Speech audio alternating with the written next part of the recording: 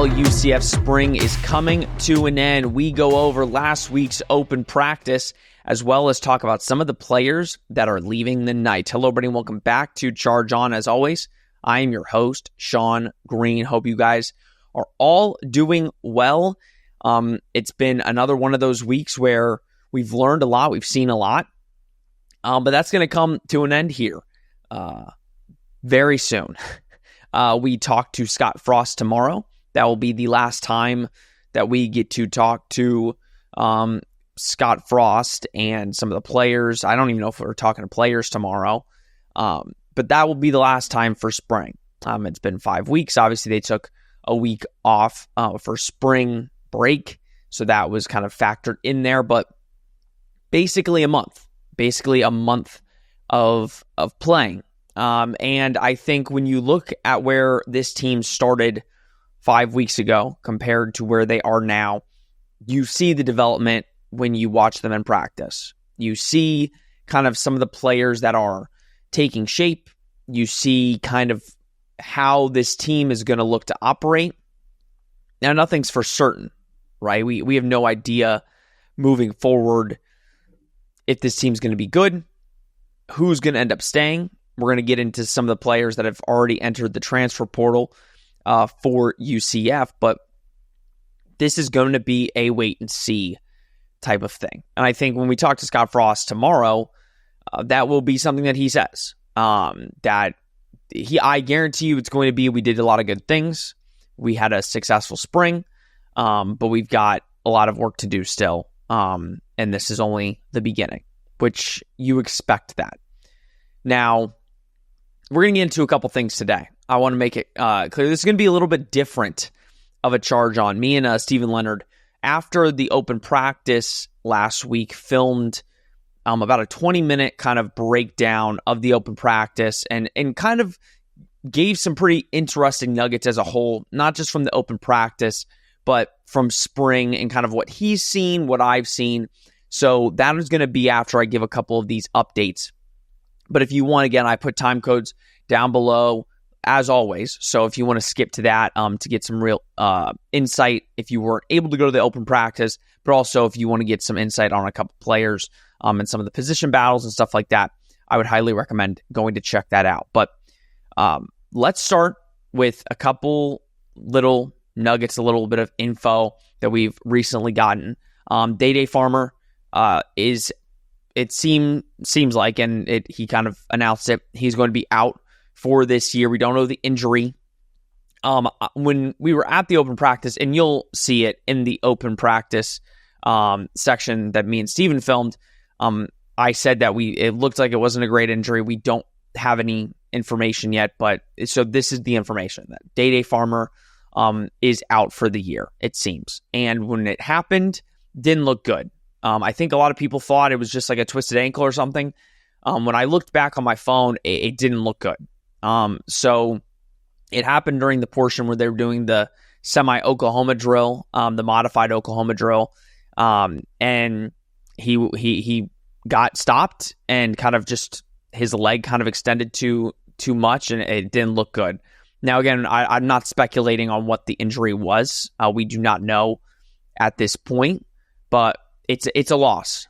It is a loss because I think Day Farmer was tracking to, if not start, definitely be in the rotation. UCF's social media especially was pushing Day Farmer and showing that he was making a lot of plays in spring practice. So that is definitely a loss for UCF, but it's next man up. And luckily he'll be back in 2026 healthy, we all assume. So excited to get Day Farmer back for 2026, but in the meantime, guys are going to need to step up.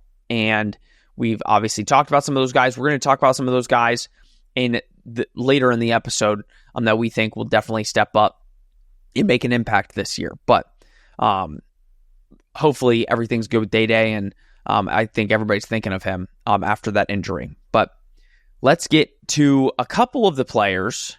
This isn't going to be too long because there's not many players in the portal right now for UCF. I'm expecting this episode's going to probably be old, or at least this portion is going to be old in the next couple days. I don't know who's entering the portal, but again, it's college football. I think right now, besides you have about 4 players for UCF in the portal right now. If I miss any or if I missed any, drop it down in the comments. But this is going to be a process. But I think if you're a UCF player, I've talked to some of the guys about this. UCF is in a peculiar situation where you came to UCF under this new Scott Frost regime for a couple reasons. You came for the opportunity. Like, there's no position that is locked in. There is no spot that is already written in pen. Everything is kind of open. So some of these players that went through spring kind of have a better idea of if they really feel like they're going to get playing time or not. So we'll kind of go in and talk about some of these guys.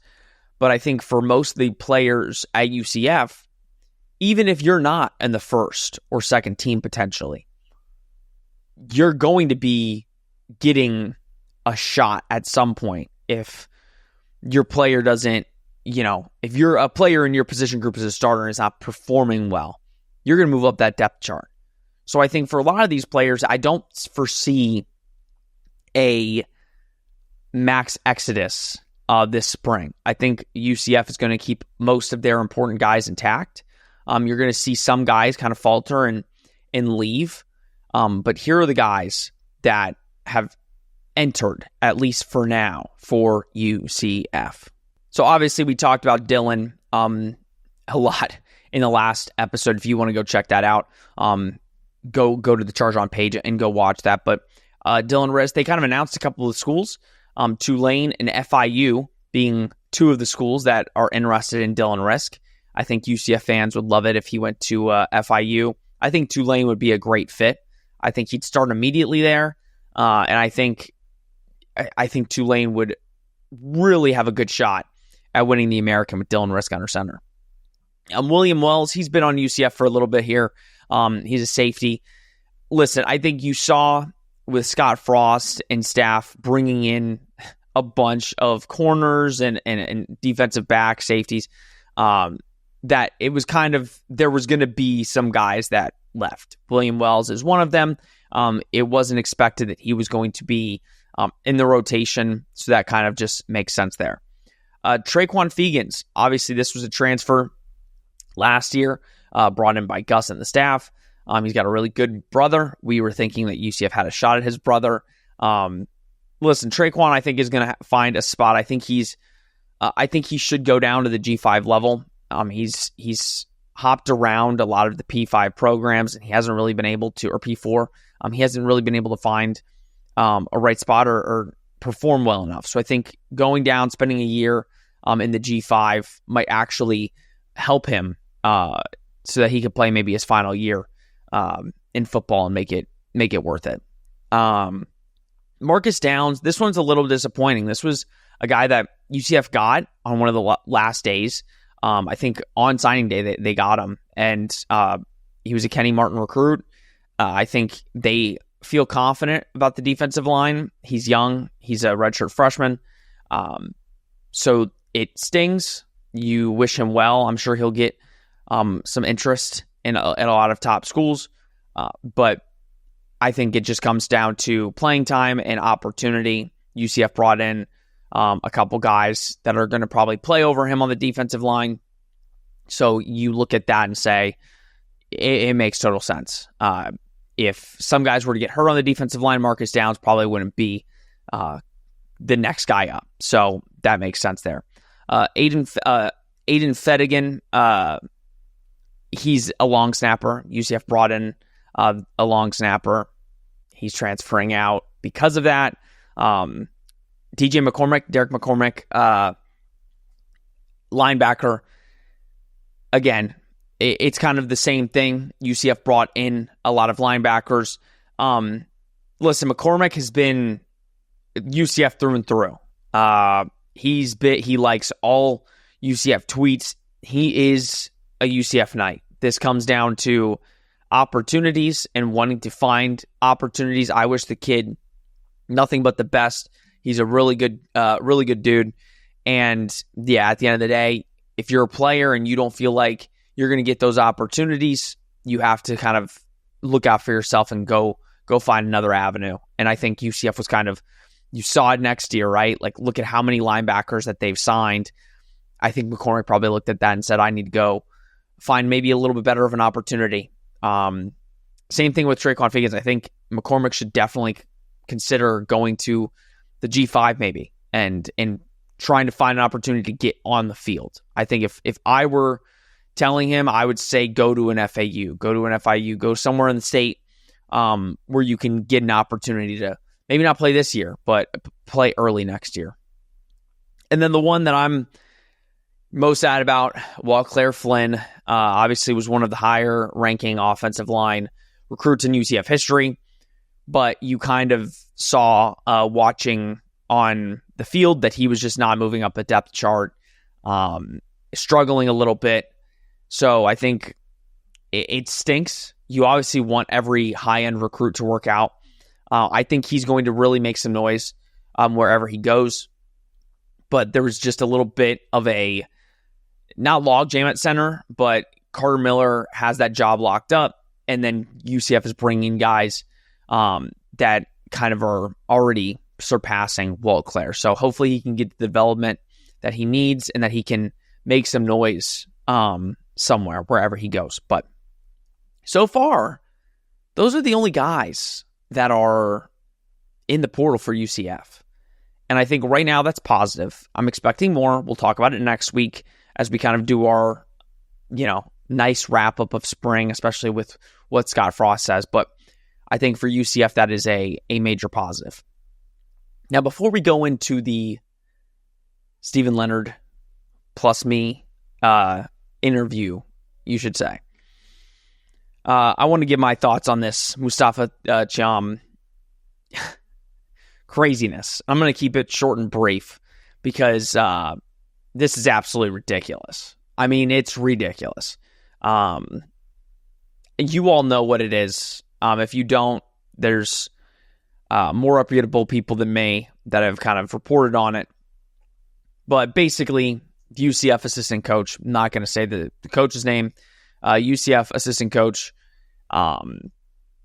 basically was going behind UCF's back and shopping Cham to other schools and negotiating NIL deals. I heard from somebody that it was the assistant coach's brother who is Cham's agent. So that kind of makes sense. This assistant coach is no longer working at UCF. It's expected that he has a package deal with Cham to go. I'm not going to speculate, but it seems like Cincinnati is where they are going. And I heard a number, and the number is absolutely insane.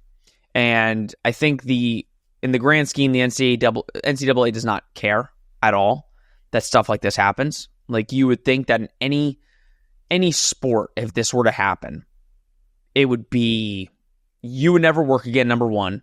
And number two, heavy penalties would come for everybody involved. But that's probably not going to happen. And I think, if anything, what it's learned for me is that UCF is way behind the eight ball when it comes to spending on basketball. We already knew this. This has been a known thing. But if you hear the number that is being kind of tossed around that Cham and his team are getting, you'd be disgusted. You'd be like, how much? So those are the disappointing facets. And this is where, like, for UCF fans, you need to kind of be a little bit realistic. And not that you shouldn't shoot for the stars, because I think that's what we all want. But when you hear the numbers that are being thrown around to some of these players, and then you will understand how much UCF and Johnny Dawkins are working with, it's not even a comparison. Like, you will respect and think so much more of Johnny Dawkins knowing what he's working with here. Like, he doesn't have resources to really do anything. People want to talk bad about Satia Messer. I've said I don't think she should be the head coach here for the women's basketball team. Like, she has not done anything to propel the UCF women's basketball team. But also, you have to understand, UCF does not care about the UCF women's basketball team. They are not funneling money into the UCF women's basketball team. They're losing all their players because they're not paying them. And also, they're not getting better players because they can't afford to. It is all money into football. UCF is behind. Like they're just behind. They don't have enough money to compete on the highest levels when it comes to basketball. So that's it. It has nothing to do. It's frustrating. You're going to see this is going to be the ongoing thing. UCF is going to bring some recruits in. Some 1 or 2 or 3 players are going to do really well. And then they're going to transfer out because UCF can't afford to keep them. Like Keyshawn Hall, I'm sure loved UCF. And I'm sure he liked playing here. But if Auburn or a top school is coming and saying, we're going to pay you a couple $1 million to come play for us, it's a no-brainer. It is a no-brainer. So that's my 2 cents. But the situation is disgusting. It's disgusting. I'm sure it's happened before in somewhere else, but for a member on the staff to basically openly shop, allegedly, I want to preface that by saying allegedly this is what took place. Nobody knows if this is legit or not. This is just what was being reported. It is alleged what happened. If this actually happened, what is allegedly being said, then it's gross and disgusting and mismanaged. But at the end of the day, you can't blame certain people. At the end of the day, if you want to go for the bag and you get a bag, it is what it is. But I think UCF strongly needs to look into how can we become more competitive in that space when it comes to men's basketball, at least men's basketball. I want the women's basketball team to be good too. But at some point, you need to be a little bit realistic, and you need to give more money and funnel more money into the basketball program. But I want to say again, allegedly here. It is alleged. We have no idea. Hopefully some stuff will come out that's more concrete. But I trust the people that have been reporting it. But I want to say the word allegedly again. All right, guys. Well, I'm going to play this conversation with me and Stephen Leonard, and I will close it out when we get back. So enjoy that conversation. Joining me, Stephen Leonard. Feels like the season, once again, in a weird way. You were never on the concourse because we were always over in the cabanas, but there's a lot of construction, so we're kind of back over to our humble abode for pregame. But how are you doing? Long time. Not really. We see each other all the time, but long time since you've been on the show. It's like a month or so. Yeah, I'm feeling good. I'm feeling great to be back in the stadium. I feel like it's been a while. Obviously, we were here last week. We're back this week and under the lights. Yeah, very dim lights. I'm not going to lie. If we move our head just slightly, you'll get a nice little flash there. So this is the best we could do. We could have done it on the field, but we're just going to get our thoughts out. The practice just ended. I kind of gave my general thoughts on last week's open practice on the latest episode of Charge On. Go check that out if you haven't. But we just got done with this second open practice. Personally, I think the first practice was a little bit better, in my opinion, in terms of we got to see a lot more. This was a lot of more individual drills. It wasn't a lot of team periods, but the Oklahoma drill won the day. Right? Like that. For the second practice, it was by far and away the most exciting thing we got to see. Not obviously a traditional Oklahoma because they started back-to-back, but obviously the most fun part of practice, and also I think the most telling part of practice, you got to see a lot of intensity out there. Jalen Hayward was probably the standout guy, both offensively and defensively. He played a little bit of running back in high school. Maybe that's coming back into fruition. No, definitely a little bit. We did have an injury in that period, even though it was a lot of fun. I put some clips up on my social media. I'm sure you're going to be seeing it on everybody's social media because it just felt like they were throwing offensive and defensive players at you left and right. It was a fast-paced drill. It was violent. That's what the Oklahoma drill is. And it kind of caught us off guard. Like, we were kind of we weren't expecting it, obviously. And we were waiting to see some form of a team period. They were really only doing individual periods up until that point. And then they all came together and started running it. And the flock of media that we were sitting there, and we all just grab our phones and all are flocked in a big, huge huddle trying to get as much content as possible. But Day Farmer did kind of go down. We don't know what the injury is as of right now. We're not going to speculate. Didn't look great. We're hoping that it's nothing serious and that it's just something that'll keep him out for the last week of spring. But that was the one injury that came out of that specific drill. Who stood out? We're going to give our kind of overall standouts, from this practice and last week and whatever. But who in that drill specifically stood out to you? Because I have a clear standout in that drill, at least offensively. But do you have like a clear standout from that drill that made it you like go like, whoa, that guy won that? Well, I mentioned Jalen. He had 2 defensive snaps, both times put the running back on the ground. 1 offensive snap, ran over, I forget the player. I think it was a defensive back. Ran him over, got in the end zone. Complete just dog mentality. I think that's shown through spring camp as well. He's been working with the starting lineup a lot in that nickel corner spot. I think he has a role, and I think that intensity is why he has a role. No, for sure. I would be I always say, like, I would be shocked if this guy's not starting, but Jalen Hayward has had a really good camp. Like, you watch him, you see the progression, you see kind of the talent that he had in high school kind of start showing it on the field. So that definitely gets me excited. Kylan Fox, in my opinion, in that drill, just bullied. Like, just straight up bullied. I forgot who he was going up against. I tweeted it. But it was just, the defender made a good hit, and Kylan just basically just dragged him into the end zone. Like, weight room. That one, Cam Moore as well. I forgot about him. He's the one put the running back on the ground. Everyone went crazy. Yeah. I think that was the big highlight of the day. No, I think Cam Moore. No, he put Caden Pining. Oh yeah, Caden Pining on the ground and just went crazy. Because you watch it, like, you see them going up, and Caden Pining's a huge dude. And you're like, okay, this is going to go one way. And then it didn't go the one way. It went the complete opposite. So shout out to Cam Moore.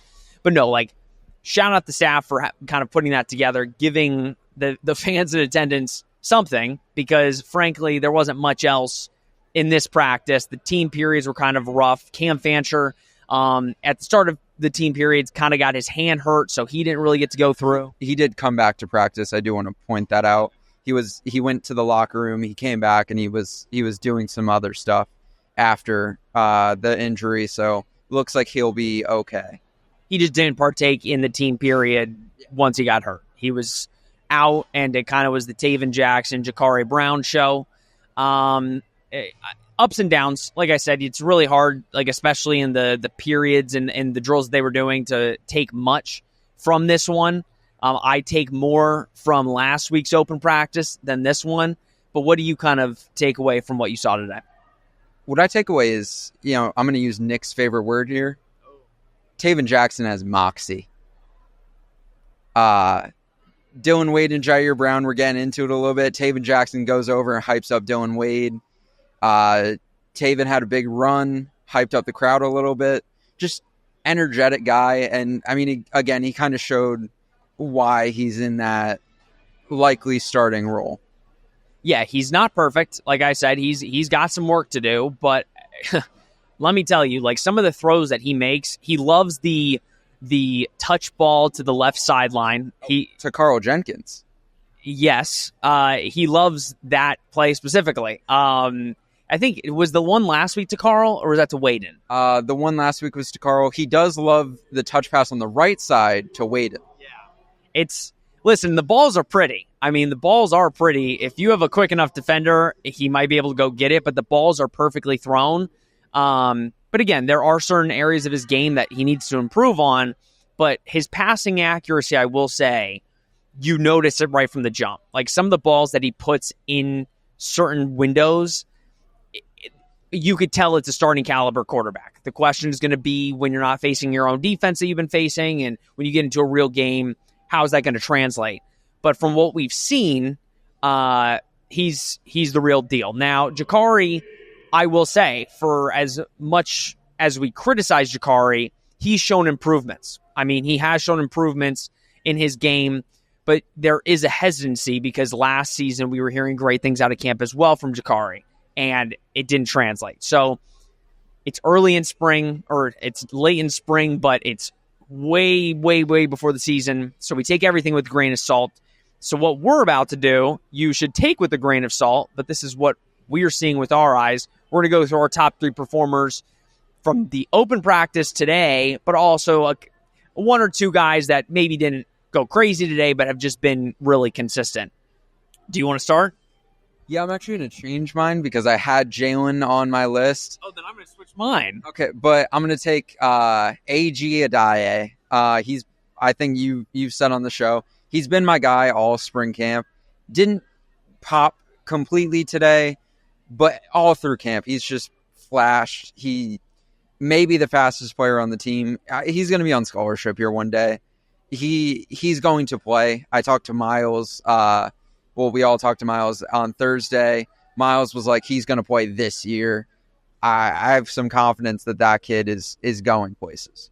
He had a good play today. I don't know if you caught it, but he moved a pile in one of the team periods at the end. You might have been going to get something. Yeah. But no, he had one play where everybody was going around him and he was moving the pile. So he juked someone out in the tackling drill, which was not really the move anyone else was going with. Everyone was kind of powering over people. He went with a juke move. It worked. No, like when when Stephen first mentioned him, I was like, okay, I got to watch him. And then you watch him and it's very obvious that he's got some traits that are going to look really good in a Scott Frost offense. You see it. He's got good traits. He's going to be a player. I'm going to go with a running back myself, Stacey Gage. I think this was his best practice by far. And he's looked good. Like even last week in the open practice and in the practices we've seen, he looks way like he's taken a major step. Today, especially in the Oklahoma drills, he was a stud. I think he was, in my opinion, like if you were ranking like a top 3, he was probably up there. And then even in the team periods, Stacey Gage was looking really good. So when we talk about the running back room as a whole, I talked about it yesterday on Charge On. We can mention it again today. We're talking about basically before the spring, the 3rd and 4th, maybe 3rd and 5th running back on the depth chart. Now talking about those guys are going to get snaps, and like Jaden Nixon is kind of dropped. Like if you're looking at it from that standpoint, Jaden Nixon hasn't really dropped. I think even Tyler Wren had. So he did. He had a little bit of a scuffle with a defender in the Oklahoma drills too. I think that they have some guys they're going to play all their guys. Jimmy Beal said, hey, I need 5 or 6 guys that can go play. I think they have 5 or 6 guys. They definitely do. I'm going to go with my second. I'm going to go Jalen Hayward. Listen, there wasn't too many great defensive things today. I'll say that. Defense won the first open scrimmage. Offense won this scrimmage. In my opinion, it wasn't great on either side today. I will say that. But Jalen Hayward, like we mentioned, he's looked the part. I think he is slowly but surely continuing to put these good days together where the coaching staff is going to feel comfortable giving him a potential starting role. Obviously, Braden Marshall has been out. That is a factor. But with the talent that Jalen Hayward has, it would not shock me in the slightest if he has kind of positioned himself to potentially be a day one starter come fall. I mean, I think even if he's not a starter in the nickel corner spot and he's more of a rotational guy, he'll start in the return game. Like he's too dynamic an athlete. Like I said, played running back in high school, played basically every position in high school. He will be on the field in some capacity. For sure. All right, who's your second guy? Lewis Carter, linebacker, obviously battling with Andrew Harris for that will linebacker spot. He had a pass breakup today, which not really, part of his game that's highlighted a lot. Like he's more of a thumping like linebacker. I didn't know he had it. He went out and covered a wide receiver in the end zone, broke up the pass. He had another big hit today. Looked good in the Oklahoma drills. I think he's had a great camp all through. He had a huge hit against Jaden Nixon last Saturday. I think that position battle is looking very spicy coming into the fall camp. And I mentioned it, like UCF has some linebackers. Like we thought last year, and we even said like they maybe have a couple like comparatively to the year before. It was way better. You look on the field right now, and it is early. We want to continue saying that, but UCF has some guys that I think they've got a couple guys, not just a couple, but they have some depth at that position. Kelly Lawson, who's been the backup Mike linebacker for most of camp, he had a good play today. No, he did. And that's what I'm saying. You're talking about a potential third linebacker there, fourth linebacker. So that's where the linebacker position makes you feel confident, at least heading into the fall. My final guy, as you all know, I'm a Wade and Charles stan, but Carl Jenkins really impressed me today, and he's been impressive throughout the camp. We've been going crazy about the true freshman wide receivers, and we're going to continue going crazy about them when they continue showing what they're showing on the field. Like, obviously, injuries have helped kind of catapult them, especially like Marcus Burke getting injured and a couple other guys maybe being banged up. But when you watch them on the field, I don't see a way that Sean Beckton, Scott Frost, and all of the staff cannot put them on the field come fall if they're playing like that in fall camp. Like, if Carl Jenkins is playing like he's been playing, and Wayne Charles is also doing it, these guys are going to get snaps throughout the season because they are one of the more, if not both, the talented receivers in that room. Yeah, I feel like I'm sticking to the plan because I'm talking about Wade and Charles as my third and final guy. The freshman receivers are simply just probably the best receivers they have in the room, maybe outside of Speedy Thomas. I think both Wade and Carl might, if the roster stays the same, obviously, there will be additions in the spring portal. If they needed to play a game tomorrow, I would have Carl and Waden as my starting receivers. Waden had another big catch on the sideline today. Looked good during the individual drills. Looked good during the Oklahoma drills for, kind of a lengthier guy. He was putting moves on. He wasn't doing it with his size. He was trying to do it with his shiftiness. Yeah. And, I mean, he was able to, kind of do that. He's a little lengthy, but he's still a little strong. Dude, he's a tank. He's a wiry guy. Like, if you see him in person, like, we stand right next to him, I'm like, as a true freshman, you're huge. Like, this dude's big. This dude is committed to Miami for a reason. Yeah, like, I don't think, I know we're all hyping them up, so it's, like, hard to, like, wrap your brain around. When you see Wade and Charles in person, you're like, okay, yeah, like, dude's a receiver. Like, I am excited to see what they do with both the receivers. And listen, we might get to fall and they say they need a little bit more extra time, whatever. But with what we've seen with our eyes, these guys look like if they're not starting, they're going to be in a rotation and they're going to be getting some snaps. And I think that is a position that we are coming into spring maybe a little nervous about, maybe still a little nervous just about what we actually have. But when you look at what you brought in as true freshman receivers are concerned, I think they're really pleased with it. All right, I think that's going to do it. Do we have any final thoughts that we need to say? The offensive line seems to have been figured out. Obviously, very early, but it's been consistent lately, and that feels like something of note. Paul Rubel switching sides at left tackle. Jabari Brooks out there. Carter Miller, he's talking as we speak. He's kind of taken that starting center position. Keegan Smith, and then Preston Cushman, who was on my board as guys that could start. He was not on mine. He was actually on my board as the left guard coming into But he is a swing guy. He can play tackle. He can play guard. He played tackle at Ole Miss. So I think they feel comfortable with him at the right tackle spot. Yeah, I am excited about the offensive lineman. I told you guys a couple months ago that I felt like the depth on the offensive line was going to be one of the strong suits. Now, granted, you don't know until you know. I think maybe we're not as confident in the depth that maybe we were a little bit ago. I would not be shocked if UCF went and grabbed maybe a couple. They're talking to the Markel Samuel kid who played under Sean Clark at App State, obviously. Maybe he comes in as like a guard option. I know he started at left tackle, but size-wise would dictate he's more of a interior guy at the power 4 level.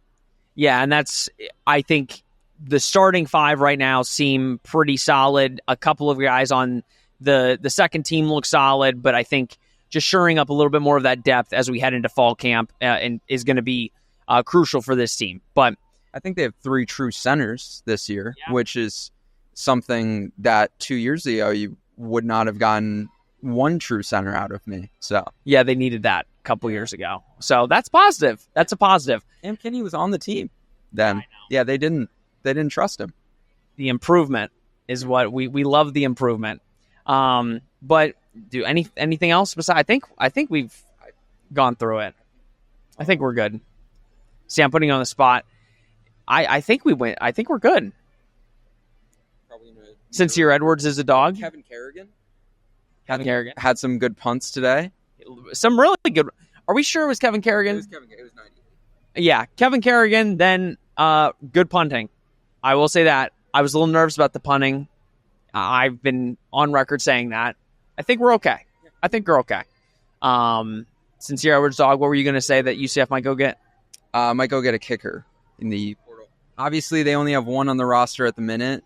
Grant struggled a little bit at the start. He was 0-3. He had a good middle of the portion, and then kind of teetered at the end. I think he went 3 of 3 in the middle, and then he went 2 of 3 at the end.